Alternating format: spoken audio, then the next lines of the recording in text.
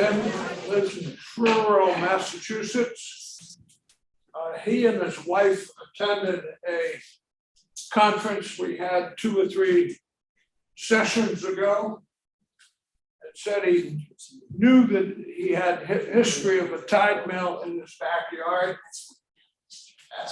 And he gave this to one of our conferences last year. And it is an amazing presentation because it goes through all the important historical stuff. He's been out getting his feet wet. And welcome aboard, Tim Richards.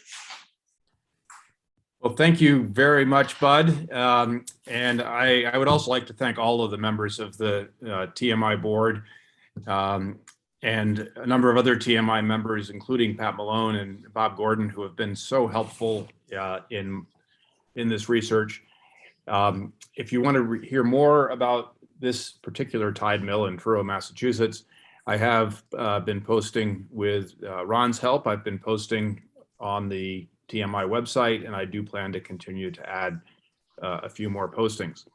I also loved the presentation David just gave. There will be a few points where I can actually, during the course of this talk, connect things that were happening with a 18th and 19th century tide mill with some of the points that he went over just a few minutes ago.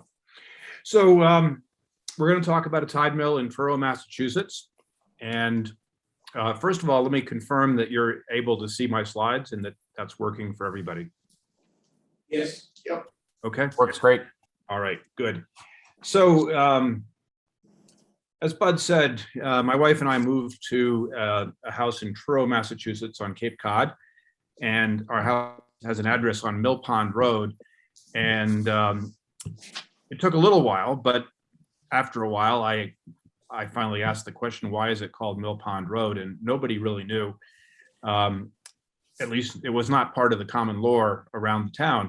So I started doing the research. And the first thing that I did was I went to the archives of the Truro Historical Society.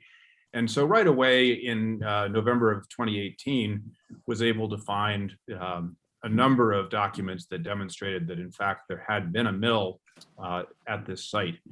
The quotation on the right is from an 1884 history of Plymouth County. And that really is the lattice work on which all of the research has been done. And you can see in this quotation confirmation that A, there was a mill there, that it was a grist mill. In fact, it was grinding primarily corn and rye, which were what they were growing in that area. It gives you a general idea of where it was, and we can pinpoint that more. And it has this important bit of information that in 1844, a better mill was erected on the site, and then the whole thing was abandoned before 1860. I'm not sure it was really abandoned before 1860, in fact, but that's what this quotation says. And then over here on the left, you have an image of a 1795 map that you can clearly read that it says Mill Pond there. And this wording is really hard to read, even on the best copies of this map that I've seen. But I think it says something like either West Mill or Water Mill. So that's how we got started. Here is a picture of the area with the red circles showing where the mill was located. You can see over here on the right, this is the mill pond. That's about 10 acres. And the way we were able to determine where, just from the maps, we took an 1858 map, which was quite accurate. And it shows this house, if you can see my cursor, this house, this house, and this house, which are all still in the same locations today. So we could superimpose that on Google Maps and determine that the mill was in this red circle here. Just for your information, Cape Cod Bay is off to the left, so that's where the tide would be flowing in. And in the 1870s, a railroad came through, which toward the left, you can basically see where that railroad line came through. That eventually cut the tidal flows off to this whole area, but that was after the tide mill was no longer in operation anyway. And one more thing to see from this photograph is Mill Pond Road runs on top of the dam that was built in the late 18th century to form the Mill Pond. Excuse me.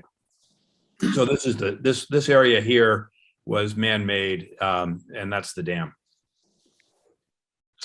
Tidal flows in Truro are very good for a tide mill.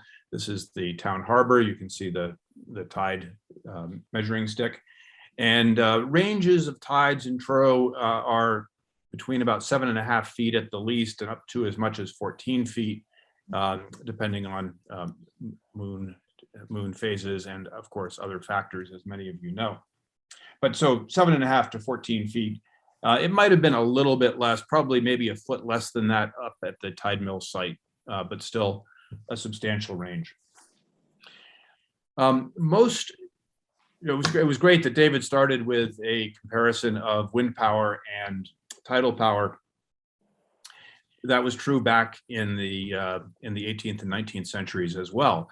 When the mill was built, when this tide mill was built, the competitors were all windmills, including this one, which used to be, it was originally in Plymouth, then it was moved to Truro.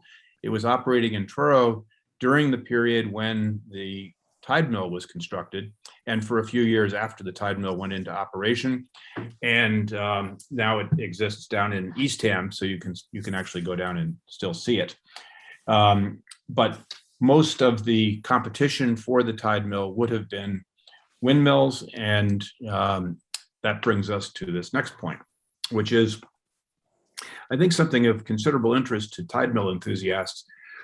When this mill was in its early years, in 1790, the owner of 1/8 of the mill passed away. His name was Benjamin Hinckley, and excuse me, his name was Samuel Rich. He sold his estate, sold his 1/8 share to Benjamin Hinckley for an amount that was in pounds and shillings, but if you convert that into the total value of the mill, it was $850. So the mill was worth $850. By comparison, a windmill that was sold in the neighboring town of Wellfleet in the 1801, 1802 period sold for under $200. Now, of course, we don't know the exact sizes of these of the windmill, but it gives you some idea of how valuable the tide mill was. And then comparably, the house and barn in the area at that time sold for, with 3 acres, sold for under $200. So the tide mill was quite valuable. Now, we do need to recognize that the land itself, that tidal area, was used for salt hay, and so it had value. In fact, the 10 acres for the tide mill was actually worth more than the windmill, even without the tide mill. So just because it was such valuable salt hay property, it had value. But even if you take that out, you still have a mill that was worth about 2.5 times as much as a windmill that was sold at that same time. Now, this, of course, goes back to a point that David also made, which was that there were advantages to the tide mill. Of course, it was new. It was new. It had a reliable source of power. So it was reliable. It was predictable. It may have also had some additional value from the fact that the tide mill was located right beside the harbor. And so any grains that were brought in by ship that needed to be milled, it would make a lot of sense to use the tide mill to do that milling rather than put them in trucks and take them to one of the windmills. So anyway, this is the value of the tide mill in 1790 compared to other competitors. Now, we don't have a lot of information about what the mill looked like. Back on the first slide, we had a drawing that was done by my brother, Andrew Richards, which was the best estimate based on what other existing mills look like on Cape Cod. One thing we're sure about is that it had an undershot wheel. And this image is from an 1841 map. It's got that sort of cute little wheel, which the author of the map included. So we know that it was a vertical wheel. There are at least two references in deeds to property boundaries where they're using the wheel, they're sighting on the wheel, and they're saying, you know, from this stake and stone, sighting to the windmill, I mean, to the watermill wheel is the boundary. So there's very clear evidence that it was a vertical wheel, and therefore it was almost certainly an undershot wheel. Now, if you'll recall the quotation we started with from that Plymouth history from 1884, the mill was upgraded in 1844, and there was a lot happening with this mill, and in fact, a lot happening in the town in the 1840s. The first thing that happened in the 1840s is that Benjamin Hinckley Jr., who at that point owned a quarter of the tide mill, passed away. And so his estate contained 1/4 of the windmill. So there was a change in ownership. That was the largest share, as far as I can tell, of anybody. So there was a change in ownership and leadership. That ownership almost certainly passed, it did eventually pass to a man named Anthony Snow Collins. We don't have time to go into a lot of detail about him, but we do have some background on him. But he was married to Hinckley's niece, a woman named Thankful, and he almost certainly inherited those shares. He was, by 1850 and 1855, he was the full-time miller at this mill. And by 1860, we know he owned about 1/4 of the shares. So he probably inherited those after 1840. Now, in 1840, the town of Truro was prospering. The fishing industry was in a boom period. Numbers of boats operating out of Truro were rising steadily from 1830 through the 1840s, and all of the associated industries were growing, and the town population was growing. So you can see here, the town population went from a little over 1,500 to a little over 2,000 in that 20-year period. 1840 was right in the middle of this period of growth. So more mouths to feed certainly created opportunity. And remember, at this point in the 1840s, the mill is 50 years old, so it's an aging asset. And given what must have been optimism about the state of the economy in the town, and the fact that the tide mill was aging, and the fact that there were new windmills being built in town, including the one you see on the right, which was substantially bigger than the earlier one that we saw a photograph of.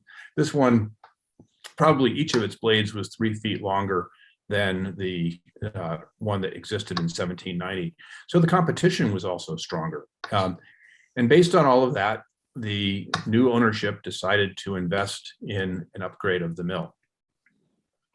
Now, certainly they would have done things like convert wooden gears to steel gears, probably reconfigured the mill. But we think the most important thing, the most important change that would have occurred would be to change the wheel.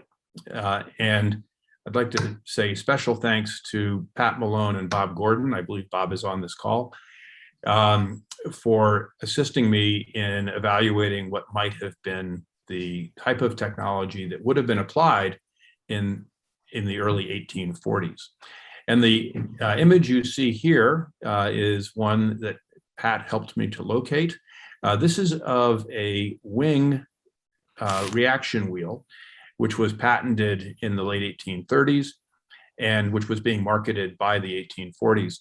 But there are also other possibilities that Pat has helped me identify, including a design of the Parker brothers in Ohio that was even more efficient than the wing reaction wheel. The wing reaction wheel was demonstrated in the Boston City mills, and therefore would have been something that a miller in Truro probably would have been aware of. But the Parker wheels were also being marketed in the area. Now, again, we have no physical evidence of what was chosen, but we do have this quotation from a deed in the 1860s that required one of the owners of the Mill Pond area to maintain a ditch that led to a spout through the dike. So we do know that they had a spout through that dike by the 1860s, which would be consistent with these types of turbines or pre-turbines. Also, there are no more references to a vertical wheel in any of the deeds for the property and the surrounding areas. So that again suggests that there was no longer a vertical wheel by the time the mill had been upgraded. Here's something where David showed the mathematics about how you can calculate the power output from a tidal body. And Bob Gordon and I worked on that. Bob provided some of the estimates. I also used formulas, I think a lot like what David showed. Anyway, you can compare what the mill would have produced in terms of raw power. Of course, it wasn't producing electricity, it was converting, that was using that as mechanical power. But an undershot wheel operating 11 hours a day, you can see that kilowatt hour range from a little under 100 to almost 200. But when you convert that to a wing reaction wheel in 1845, now your range goes from 150, 175 over to over 350. And a Parker wheel would have even given you more power because the Parker wheel was more efficient even than the wing reaction wheel. Now, there was one more change that had to occur at the Truro Tide Mill, and that was the legal status, because it turns out that the original proprietors of the mill had built the dam across a tidal body of water without the required consent from the Commonwealth of Massachusetts. And so this is an act of the legislature of Massachusetts. It was passed in 1847, but it looks as if the petition to achieve that legislation was filed in 1843, right exactly at the time that the mill was being upgraded. Alan Hinckley, the man on the left here, was a solicitor, or he was a lawyer operating out of Truro, and he was eventually a member of the Massachusetts legislature, and he was able to obtain this act of the Massachusetts legislature confirming and therefore legitimizing the fact that there was a dam on a tidal body of water. One thing that I've been able to do with a lot of support from others is, as I've been able to talk about this mill, it's resulted in additional findings in terms of additional information. Deeds have been found that I couldn't otherwise have located. And we now have a very good idea of who the mill owners were in its final years. And that is what you can see here on this list. As I said, Anthony Snow Collins was the largest shareholder, still holding about a quarter of the mill. And John C. Knowles also owned about a quarter. So those were the two largest shareholders. And the rest of the names that you see here were people who were prominent in the town. These are names that continue to exist in the town. Now, the timing of that upgrade in the 1840s could not have been more poorly timed. It turned out that, in fact, the upgrades were made at pretty much the high watermark of Truro's prosperity. Now, as you all know, the second half of the 19th century was not kind to tide mills or any renewable energy sources, but the Truro mill had its very own unique issue that put it out of business earlier than it otherwise would have been put out of business by the development of steam power and transportation capabilities. In Truro, the problem was that the size of the schooners that were being used for fishing was increasing, and their depth, the required depth was increasing, the amount that they drew. And the tidal nature of the body of water in the harbor was such that they could no longer use Truro Harbor. And so the fishing fleet increasingly moved up to Provincetown. And as the fishing fleet moved to Provincetown, the population fell. And you can see that by 1860, from 1850 to 1860, the population drops right back to 1830 levels, and it continued to drop. In fact, it continued to drop right up until the 20th century.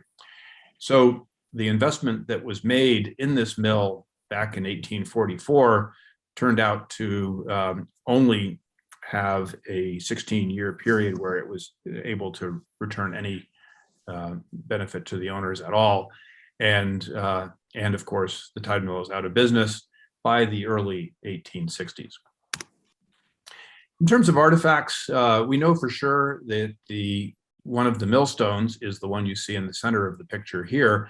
That's been turned into a gravestone for one of the prominent Truro families. Interestingly, only sort of indirectly connected to the mill as far as I can tell. But anyway, it's in a cemetery in Truro, Snow Cemetery. And then the stones you see around the outside are in the area. They were all in one big pile down the street from where the mill was located. And I've been told by one person that they believe that they were from the mill, but I haven't been able to verify that yet. So who knows? Maybe we do have the foundation stones and even the sluiceway stones, but we haven't been able to confirm that as of yet. Clearly, they're not from Cape Cod. There's no quarry that could have produced these stones. So they were brought in from elsewhere for some purpose. And finally, I'll wrap up with this. There is a very interesting opportunity for archaeological work. Again, as David mentioned in his presentation, there is a strong movement to restore tidal flows to areas where tidal flow has been restricted. And this is true throughout New England and especially in Massachusetts. Ironically, the reason that the tidal flow was first disturbed here at Mill Pond in Truro was because of the creation of the dam to produce a tide mill. But the intent is to restore tidal flows to return the mill pond area to more nearly full tidal flow. And the place where they would probably do that is the existing culvert, which happens to be almost exactly where the tide mill was. So I'm working with the Truro Historical Commission with the intent of submitting documentation to the Massachusetts Historical Commission so that this site can be designated on their listing of archaeologically significant sites. And if that can be done, then there's a good chance that as the project proceeds, that it would be able to incorporate an archaeological component. So we'll be working on that. Watch this space. And with that, thank you very much. Thank you very much.